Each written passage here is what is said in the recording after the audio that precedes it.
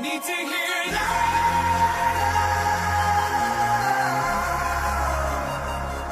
Need to hear it.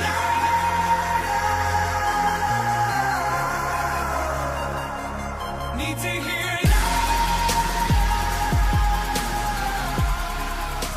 Ladies and gentlemen, happy Tuesday, happy St. Paddys Day, motherfuckers! Welcome to TLC, the St. Paddys Day edition. Now, you know, usually we have something big, crazy planned. This time there is no Rocco, no Boondock Saints, not this time, because apparently YouTube basically doesn't want to piss off the wrong people. Even though they got a good kick out of it, they still don't want to piss off the wrong people. So I'm going to play nice this year for about the next hour or so. Then we're going to actually sit here and take it up a notch and give people exactly what they want, which is that epitome of controversy. Now, the reason why we're doing it on St. Paddys is just because we usually do special editions on the holidays, but also because of the fact that after the tragedy of my dear sweet Big Mama passing, I will indeed be traveling to Arkansas in just a few days, so TLC will be kind of on a hiatus, but kind of not. We'll still be clowning around, kicking ass, taking names, and still doing updates, especially with the NCAA tournament kicking into high gear. But the team that probably has the most legitimate gripe right now isn't just Princeton, but it's also Colorado State University, because Colorado State University just got straight up flipped off and told, go fuck yourself, go play in a shit tournament instead of coming to play in the big boys league. Which kind of pisses me off, because I literally said a week ago, if Colorado State is not put in the NCAA tournament this season, then the whole damn tournament's rigged. And it has to be. Look at who's in that field, for Christ's sake. Come on, people. I know everybody's got this hard on for Kentucky and all, but I think we can all sit here and look at all the other teams and look at that and just roll with that one. But that's not the only thing that's been making noise this week. What else has been making noise? The divorce of the New England Patriots championship team. Slowly but surely, members of the world champions New England Patriots have been drifting away, going to different teams. The latest casualty happens to be Vince Wilfork, who was a longtime member of that team, who basically was told, hey, thanks for everything you did. Thanks for bringing us, all those Super Bowls. Now you're fired. Get on out of here. No. Get the fuck out of here. No. We don't even need you. That's pretty much the attitude I see before it there. And the nerve of Bill Belichick to have the balls to sit here and wish him the best luck in future endeavors. Who the hell are you now? John fucking Laurinaitis? Give me a break with that madness. Now, I'm sure I'm probably going to hell for most of the things that basically has come out of my mouth today, but quite frankly, I don't care at this very moment. Vince Wilfork is now signed with the Houston Texans, which makes them probably the second most dangerous defense in the league, next to a couple of other defenses, and St. Louis's name happens to be involved in that. Speaking of St. Louis, if you damn remember, Nick Foles is now a St. Louis Rams. Sam Bradford. The Sam Bradford experiment is officially over, which means take that picture down from the dome, scrape that shit off the window, and slap up Nick Foles, because we might be having him for a good while. But Philadelphia still continues to make noise. Clearly, the DeMarco Murray signing basically sent shockwaves through Big D, who is also making shockwaves right now, going back to the old school. I'll tell you that in a second. But is it Tebow time? Is it Tebow time in Philadelphia?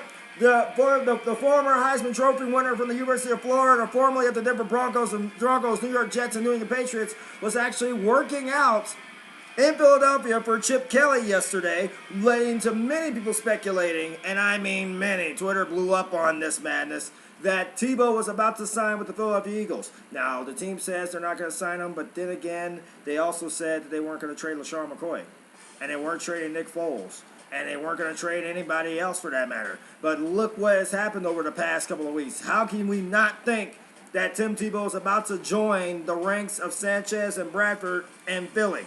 Now, I don't know how Broad Street feels. They're already pissed off about Bradford. But they seem to be excited about Tebow?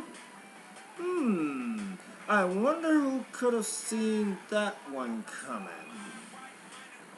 In any event, that's all the crazy madness going on there now. There was some things that did happen in Big D. Rumor has it that Greg Hardy is slated to sign with Dallas. He met with Dallas earlier today.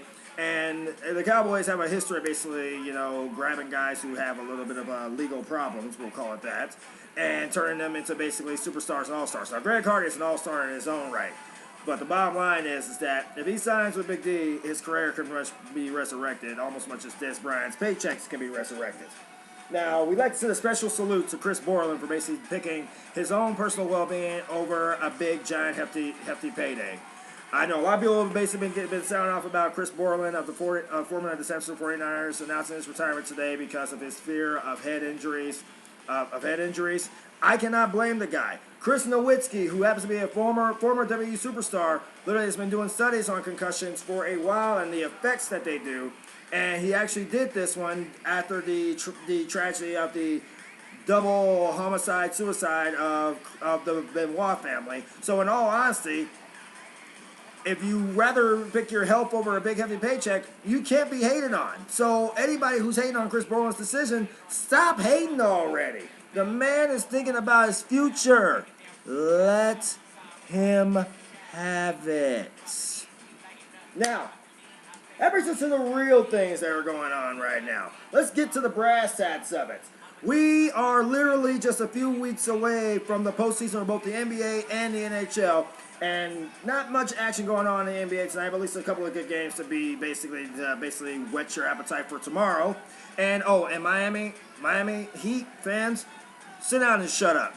You guys are still in the basement of the Eastern Conference, and you're still kind of treading on thin ice of that final of those 7th and 8th playoff spots.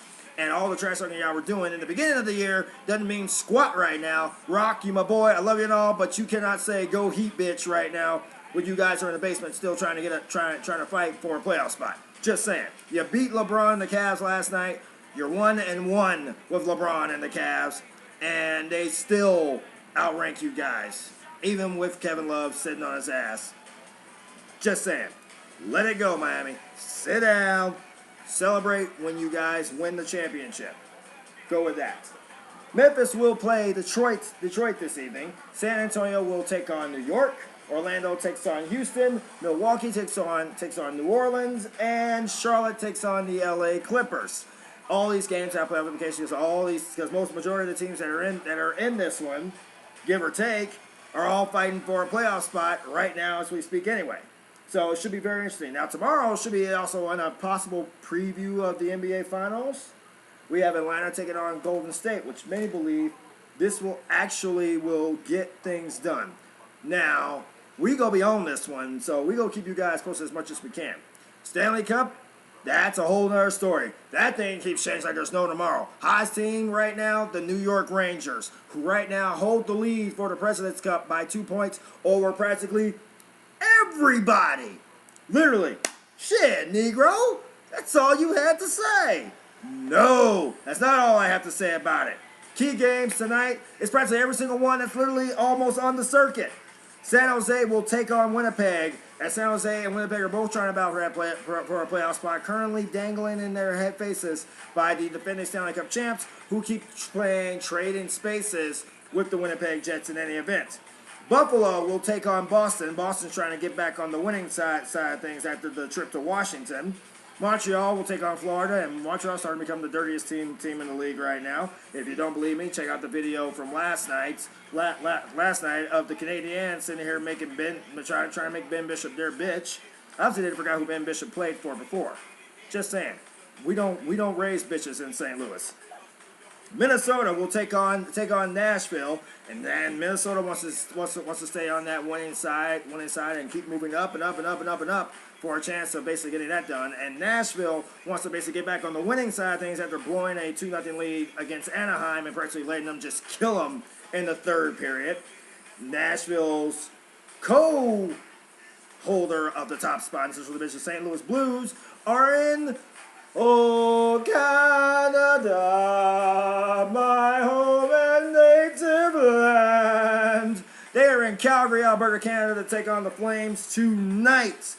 And the New York Islanders are set to take on the Chicago Blackhawks. And the Blackhawks will be very busy with basically, the Big Apple, because they have the Islanders at home tonight, then turn around, jump on a plane tonight, and travel to the Big Apple to take on the Rangers tomorrow night, and what many believe is a possible preview of the Stanley Cup Finals. And finally, Philadelphia will take on Vancouver.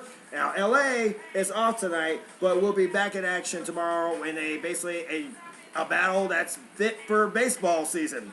Los Angeles will take on Anaheim tomorrow, and coincidentally, I really hope that the LA Dodgers are taking on the LA Angels of Anaheim, California 90086, just for shits and grins. Just throw that out there. Now, the only other thing we gotta talk about is WrestleMania. That's right, folks. We are literally on the doorstep of WrestleMania. We are about to hit the final Raw before WrestleMania, and we have another big, huge match that was just added this past Monday night, as Seth Rollins did accept the challenge of the Viper Randy Orton for a one-on-one contest. And Seth Rollins thought he was going to get a little bit of a redemption for last week's shenanigans, but unfortunately, there was one man who literally had a plan, and that plan was to speak loudly and carry a big black bat. Riddle me this, riddle me that. Sting returned last night and helped Randy Orton dispatch of the Authority in more ways than one. Also, the point where basically Triple H was kind of pissing his pants. I'm kind of liking what they're doing here with this whole situation, because you never know what you do. This could turn into literally a revisioning of Sting's first matchup ever in WCW, when the big match, so to speak, when he faced the Nature Boy Ric Flair and ended in a draw. This could be the exact same thing. All this time, all the hype since Fastlane, Triple H has been told, don't count out Sting. Don't go lightly in Sting. Don't tread him softly. He's obviously not listening. I bet he gonna learn today. That's all I'm saying. Now, all this is basically all culminating into one simple thing and one simple thing only. Who's the 8th man in the Intercontinental Championship match?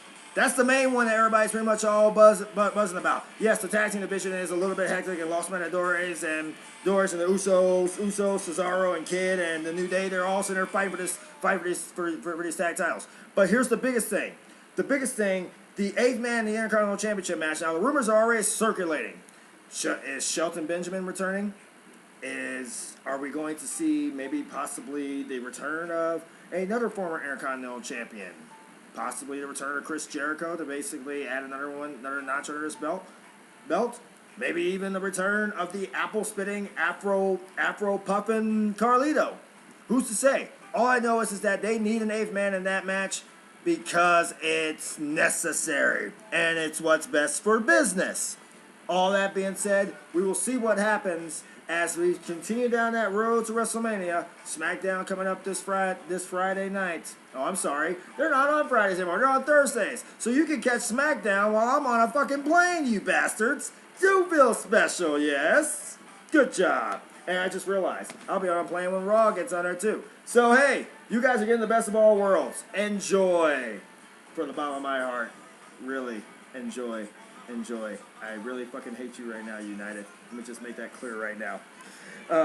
Anyway, that's pretty much all I've got here for this edition of TLC. I will do my best to try at least bring one from Arkansas, and we'll see what happens from there. But for now, I'm gonna don this note.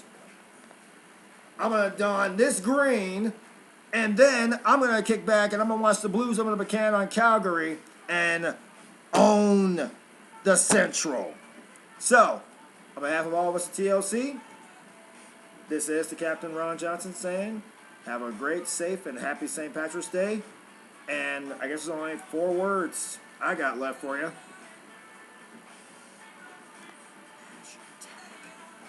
Long live the notes. See you guys